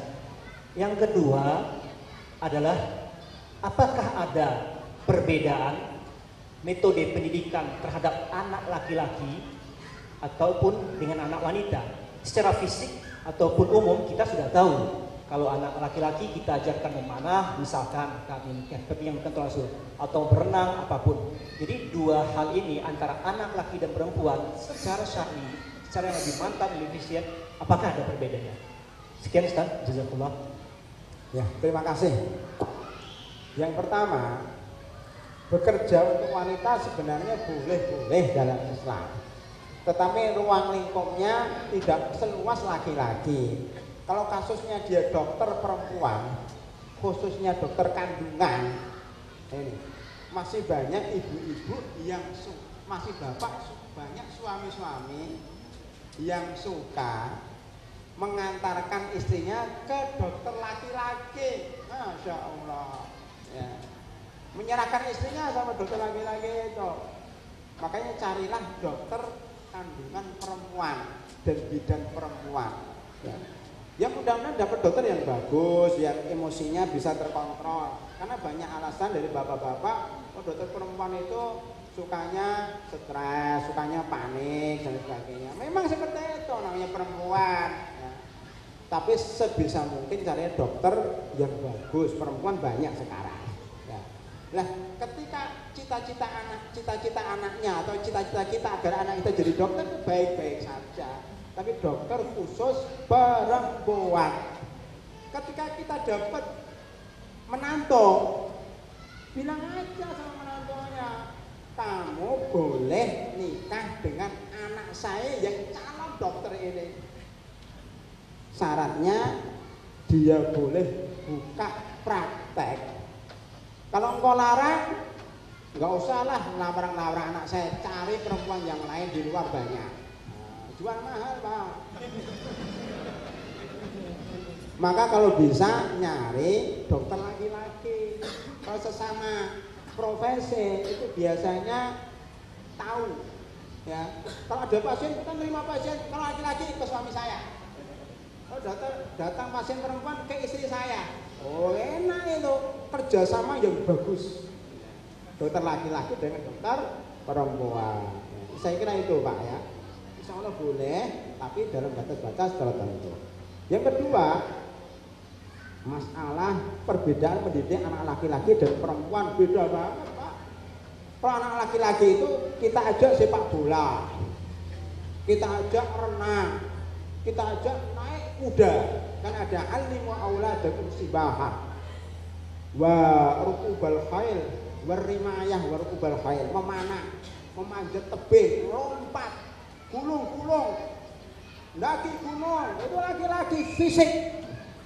Anak laki-laki jangan dimanja, suruh tidur di bawah, ya suruh lari-lari, suruh jangan dimanja toh, biarkan nangislah sono,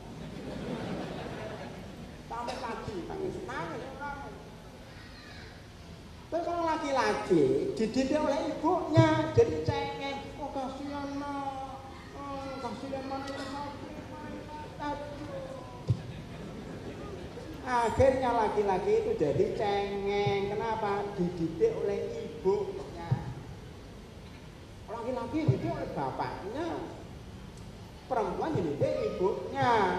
Karena perempuan perasaan, ya, jangan disakiti pelan-pelan. Nah itu, maka perempuan itu main pasar-pasaran, main jebak-jebakan, main boneka itu. Jadi anak itu kan perempuan, ibu-ibu yang tahu. Ya, makanya harus dipisahkan. Salah satu penyebab lesbian dan homoseksual yang sekarang sedang menyebar di mana-mana itu salah satunya karena salah didik. Ini ada kasus. Semuanya anaknya perempuan 9 itu. Yang nomor 5, nomor 4 laki-laki. Oh disitu kan mainnya boneka, kemudian tempat masak, ya baju-bajuan jilbab. Anak laki-lakinya nggak ada mainan lagi kecuali boneka, jilbab dia pakai jilbab, cantik. Wah akhirnya lama-lama laki-lakinya jadi kayak perempuan karena salah didik. Makanya kalau ada laki-laki jangan main dengan perempuan. Kalau abang udah 10 tahun, kata Rasulullah pisahkan ranjang, tidur pun nggak boleh salah. Karena pendidikannya beda. Anak perempuan pun jangan ikut main laki-laki. Ini jadi wanita yang tomboy, laki-laki yang kemayo, perempuan yang tomboy. Perempuan kok metekol, perempuan loncat-loncat pecahkan kaca, main sepak bola, pengungkap silat. Ini perempuan apa ini? Ini karena sering main dengan anak laki-laki. Jadi tetap beda, perasaannya, fisiknya harus beda. Wallahu a'lam bishawab.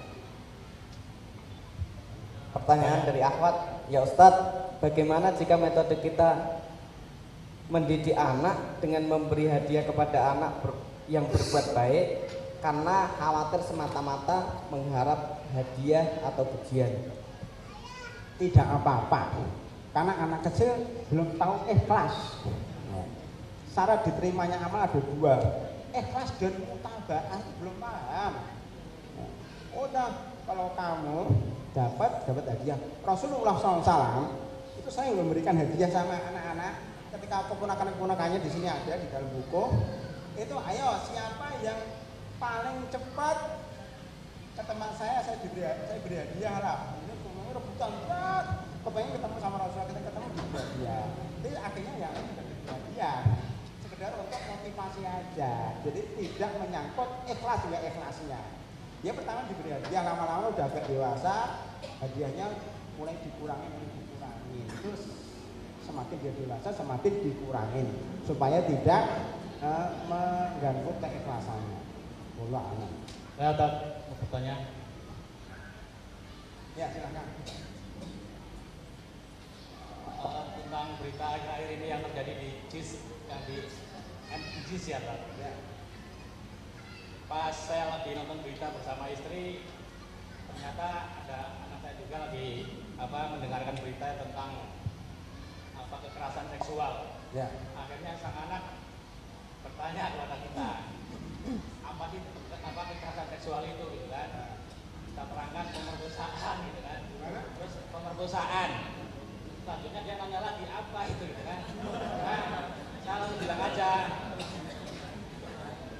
bilang aja, nanti ada waktunya kamu pasti akan tahu, gitu kan? Setelah kamu dewasa, gitu. Akhirnya saya nggak jawab lagi setelah itu. Nah sebenarnya kalau dalam narasumber itu kan ada istilahnya pendidikan dini tentang seksual gitu ya Tad ya. Nah sebenarnya dalam buku Islamic Parenting ini ada nggak pendidikan tentang seks dari ini tadi itu bagaimana? Baik, sebenarnya ada buku pendidikan seks untuk anak. Insya Allah tahun depan dibedah ya, mahasiswa yang tingkat sekarang itu pendidikan seks untuk anak. Tapi kalau bisa yang lainnya jangan sek-sekan lah. Ini biar dibedah sendiri lah, jangan dibedah di sini. Ya, mudah-mudahan nanti buku ini kapan-kapan ya bisa dipelajari lah. Tidak harus di sini. Tapi maksud saya, memang anak itu perlu diberitahu. Cuma harus hati-hati. Yang pertama, kalau nonton TV, kalau bisa jangan bawa anak. Itu pertama. Tadi ditanya, saya mendengar di bawah, bagaimana kita punya televisi atau tidak itu kan? Ya punya nggak apa-apa, tapi televisi jangan televisi Indonesia, kalau bisa televisi Arab atau televisi yang baik, ada televisi kabel, televisi paketan yang baik-baik, yang jelek-jelek jangan diberikan kepada anak kita. Kalau bisa pakai kaset dan sebagainya. Ya. Tapi artinya bahwa ketika anak menanya masalah itu memang harus dijelaskan. Cuma penjelasannya jangan menambah bingung anak. Apa sih? Pelajaran saya itu pemerkosaan. Pemerkosaan apa sih? Pemerkosaan itu adalah orang laki-laki yang memaksa perempuan. Bagaimana itu? Semakin penasaran. Maka perlu dijawab dengan satu jawaban yang membuat anak itu enggak bertanya lagi. Ya cari sendiri apa?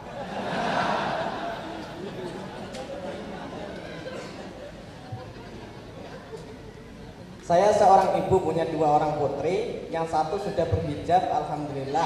Pertanyaan saya, bagaimana cara untuk mengarahkan agar putri saya mau berjilbab sementara dia tahu bahwa itu hukumnya wajib? Ya gitu aja lah.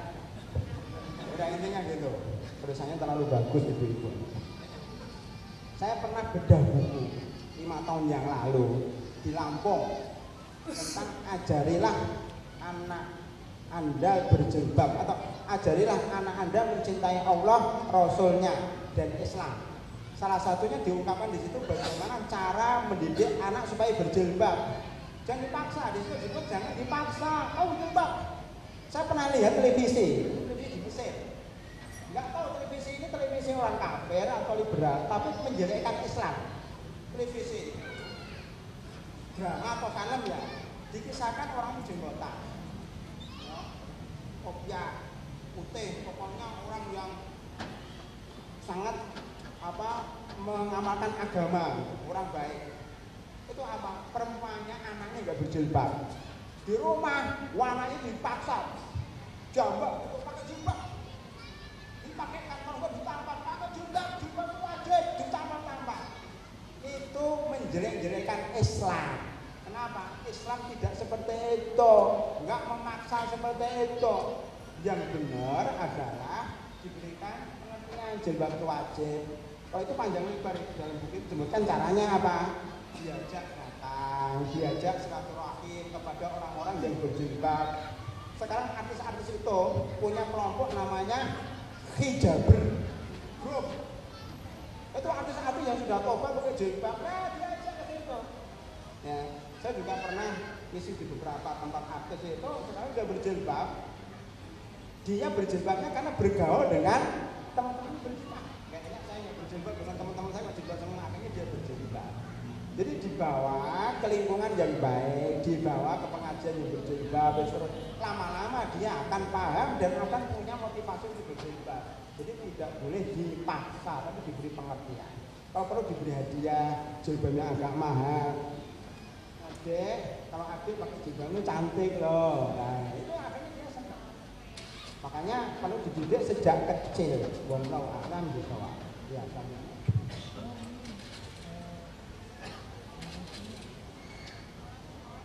Oh ya, katanya disuruh memberi pertanyaan. Kalau bisa jawab, dapat buku.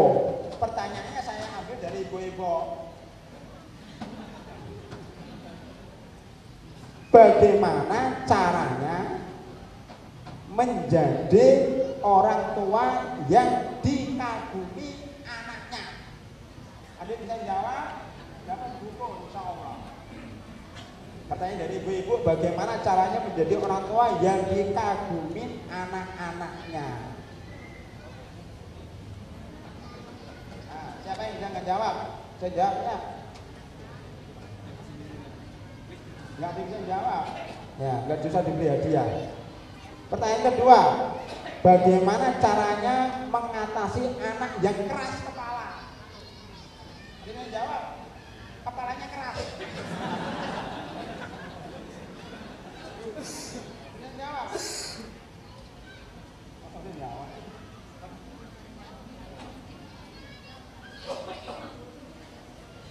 Kalau keras kepala itu jangan dibenturkan. Tidak, jangan dibenturkan ke tembok. Subhanallah, saya baca buku ini termasuk bermanfaat karena ternyata sekeras apapun kepala anak kita itu lama-lama empuk juga. Sekeras apapun sikap dia kalau kita lembuti, lama-lama dia akan sadar juga. Makanya sabar, kita doakan saja, mudah-mudahan anak itu akan baik. Kalau dia keras kepala, kita lembuti, kita baiki, insya Allah dengan izin Allah akan berubah. Karena hati itu di tangan Allah Subhanahu wa Ta'ala. Ya. Kalau menjadi orang tua yang menjadi panutan, ya kita berikan contoh. Ustadz sebagai orang tua, kami sudah berusaha memberikan contoh pada anak beribadah yang benar, namun tetap sudah. Nah, ini besok kalau bertanya terusannya diperbaiki, Bu, ya. Anak masih bersantai-santai, dan kapan tanaman kita terhadap perilaku anak itu terlihat. Nah, ini namanya ibu nggak sabaran. Ibu nggak sabaran. Bu masih kecil, Bu. Ya. Ibu jangan tergesa-gesa. Ini sering loh, Bu. Saya dapatkan seorang ibu yang kepingin anaknya itu bagus. Detik itu juga dia bilang nggak bisa. Perlu waktu, perlu kebiasaan gitu dari kecil pelan-pelan. Lama-lama insya Allah setelah 10 tahun, gitu, setelah 20 tahun. Jangan sekarang jadi. Sabar, Bu, ya. Sabar, ya. Insya Allah kita terus, ya, kita didik terus. Insya Allah lama-lama akan baik 10 tahun ke depan, insya Allah. Apa yang harus dilakukan orang tua bila sudah muncul sikap pembangkangan dari anak? Ya. Siapa yang bisa jawab ini? Bapak-bapak asal jawab aja nih depan dia, nggak benar kok. Benar nih. Untuk menjawab siapa yang mau bicara, tidak harus benar. Coba ada yang angkat tangan salah, saya beri hadiah ya. Sabar itu bagaimana?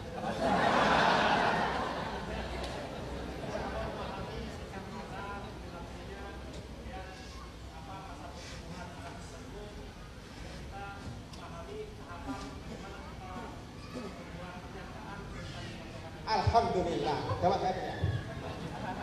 Silakan. Alhamdulillah. Ya, saya beri maunya kita sebenarnya. Dalam pandangan Islam, jiwa kepemimpinan itu bagian dari apa? Apa bagian dari bakat atau dari pendidikan? Ini bagus pertanyaannya. Dalam Islam itu jiwa kepemimpinan itu berasal dari mana? Pendidikan atau bakat? Siapa yang bisa jawab? Silakan. Pakai mic ya. Kepemimpinan itu sebenarnya bisa diajarkan. Bakat itu hanya 1 sampai 10%. Selebihnya adalah diajarkan. 100. Ya, itu Bu, jawabannya Bu ya. Pimpinan itu kepemimpinan. Jadi kapan anak kita jadi pemimpin? Itu bakatnya juga. Kalau bapaknya pemimpin, biasanya anak juga jadi pemimpin. Tapi itu tidak seluruhnya, hanya 10 atau 20%. Selanjutnya bisa dididik. Tapi kalau kita ingin mendidik, mendidiklah anak pemimpin. Karena lebih cepat karena dia sudah punya bakat. Oh, buat ibu-ibu ya, ibu-ibu kepengen. Ya, ini sudah. Sebelumnya apa Ustadz, Ana mau tanya, kenapa kebanyakan anak-anak yang nakal itu terdiri dari anak orang terkenal dan terpandang, bahkan anak-anak Ustadz pun ya itu nakal juga. Anaknya direktur pesantren Al-Islam juga nakal. Kok bisa-bisanya?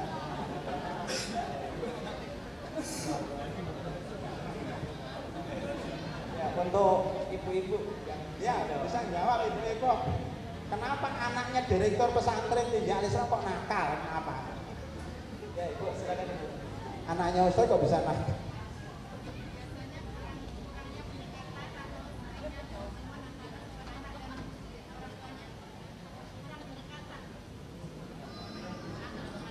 Ya bisa itu. Nah sebelum saya jawab, jadi anak ustadz yang nakal itu beda.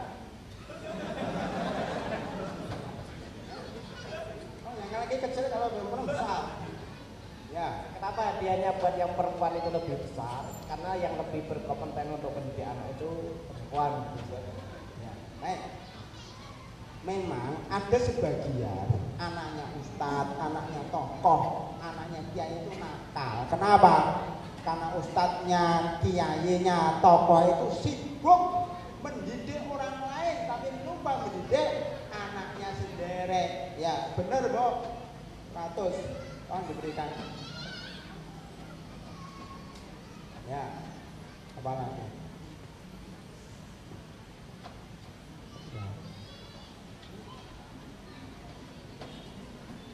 Ya, pertanyaan sudah habis dari ibu-ibu. Masih ada 3 hadiah lagi, 2 untuk ibu-ibu, 1 untuk bapak-bapak. Ibu-ibu ngomonglah, diberi hadiah. Ngomong apa saja? Silakan bertanya atau berikan komentar. Saya tanya aja sama ibu-ibu. Bu, sebutkan 9 istri Rasulullah Shallallahu Alaihi Wasallam. Nah, itu.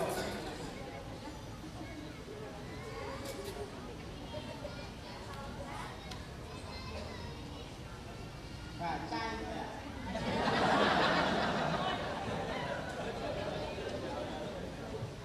Ya teruskan, baca aja dapat hadiah insya Allah.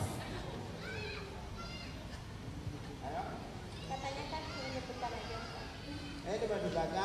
Khadijah binti Khuwailid, Saudah binti Zam'ah, Gak usah pakai bin-bin aja, langsung aja. Aisyah, Khadijah, Khadijah, Zam'ah dulu, Saudah, Aisyah, Aisyah, Hafsah, Zainab, Hafsah, Zainab, Salamah, Juwairiyah, Ummu Salamah, Ramlah, Romlah, Sofiyah, apa? Sofiyah, Sofia, Maimunah, eh? Maimunah, Maimunah. Ya bagus, besok jangan diulangi, jangan baca. Masa ibu-ibu nggak tahu istrinya Rasulullah? Bilang, Bapak baca aja apa ya? Bapak hafal ya? Ya, satu lagi tuh ibu-ibu.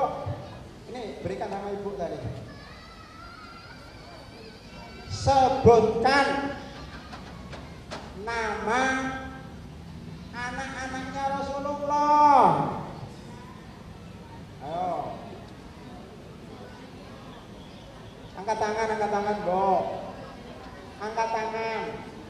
Jangan angkat tangan nggak sah, angkat tangan. Ya, ibu yang belakang itu. Silakan, Bu. Siapa saja anaknya ada berapa, Bu?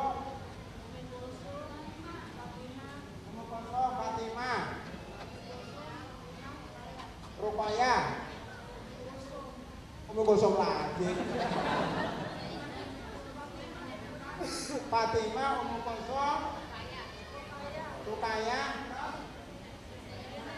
Zainab, terus. 4. Kurang. Tambah lagi, Bu, supaya dapat hadiah. Cepat tanya dulu.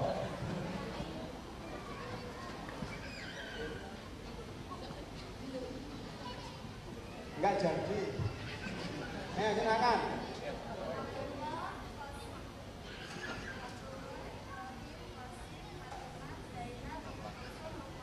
Masya Allah. Ini perlu dicontoh. Ya, kalau ingin punya anak, apa dulu anaknya Rasulullah Shallallahu Alaihi Wasallam. Itu dari istri satu aja, Khadijah. Jadi yang lain nggak punya anak, yang 9 itu nggak punya anak, kecuali Khadijah. Sama Maryah ini budak punya anak namanya Ibrahim.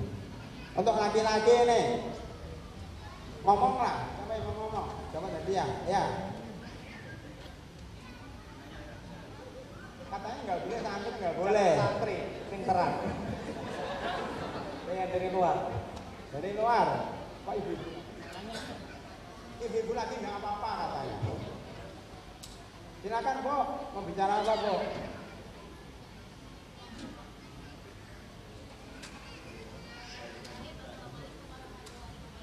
Waalaikumsalam warahmatullahi wabarakatuh. Qadarullah ya Ustaz, kami dari Kitabek ini sedang merintis sebuah sekolah yang itu juga adalah sekolah alam gitu ya, kayak cocok sekali dengan apa yang tadi Ustaz sampaikan. Pertanyaan saya, ya, kadang-kadang sekolah saya ini berizin operasional ke Diknas, ya, walaupun ada muatan kurikulum lokal dunia yang insya Allah disesuaikan dengan Quran dan Sunnah gitu ya. Persoalannya kadang kita terbentur dengan peraturan yang disampaikan oleh dinas gitu ya, bahwa kita harus mengikuti sebuah kegiatan yang saya pikir juga tidak cocok gitu ya. Itu satu. Yang kedua juga ada pelajaran-pelajaran yang memang yang harus diadakan tapi kita tidak adakan gitu ya. Pertanyaannya saya gitu, bagaimana mensikapi hal itu? Satu. Kedua, kebetulan orang tua murid kita itu banyak yang masih ini gitu ya, karena kebetulan orang sibuk semua gitu. Jadi kadang-kadang ketika kita menyampaikan hal yang sangat ini tidak boleh, ini juga berbenturan dengan orang tua kadang-kadang karena mungkin pemahamannya belum sampai. Pertanyaannya, metodologi apa yang tepat untuk persoalan tadi? Terima kasih. Wassalamualaikum warahmatullahi wabarakatuh. Waalaikumsalam warahmatullahi wabarakatuh. Jadi ibu-ibu, ya, kalau ada sekolah ya, mendidik anak, ya itu diberikan hal-hal yang menjadi kesepakatan, ya, dihindari masalah-masalah yang khilafiyah, ya, supaya tidak berbenturan dengan kedua orang tuanya yang punya pemahaman yang lain. Makanya ajarkan dasar-dasar Islam dulu. Adapun hal-hal yang mungkin yang satu mengatakan boleh, satu mengatakan boleh, itu diundur nanti ketika sudah agak dewasa. Saya kira itu untuk menghindari konflik antara guru dan kedua orang tua. Kemudian masalah kurikulum, ya buatlah kurikulum yang sesuai dengan pendidikan anak, walaupun kadang-kadang harus mengambil dari kurikulum atas, Departemen Agama atau Departemen Pendidikan. Tapi namanya aja kemudian materinya disesuaikan dengan apa yang kita mau. Insya Allah tidak apa-apa itu. Wallahu a'lam bishawab. Silakan satu lagi untuk laki-laki masih satu nih. Mubadir ini kalau nggak ada.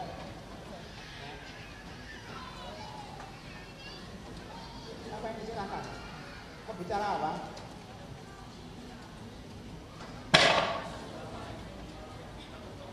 Waalaikumsalam warahmatullahi wabarakatuh.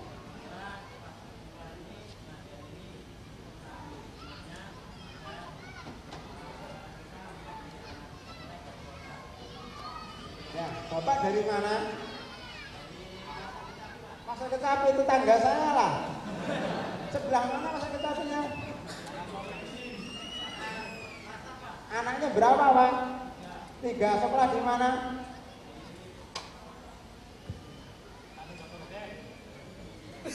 Di SD. Ya, Bapak alhamdulillah dapat manfaat dari pengajian ini ya. Alhamdulillah.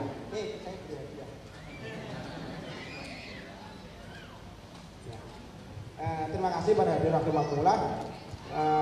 Ini yang bisa saya sampaikan, lebih kurangnya mohon maaf. Mudah-mudahan pertemuan kita ini bermanfaat bagi kita, bagi anak didik kita, bagi mahasiswa yang mau menikah, bagi pengantin baru, dan bagi yang mempunyai anak. Ya, mudah-mudahan bermanfaat sehingga hidup kita, keluarga kita sesuai dengan tuntunan Allah dan Rasulnya. Amin ya rabbal alamin. Subhanakallahumma wa bihamdika asyhadu an la ilaha illa anta astaghfiruka wa atubu ilaik. Assalamualaikum warahmatullahi wabarakatuh.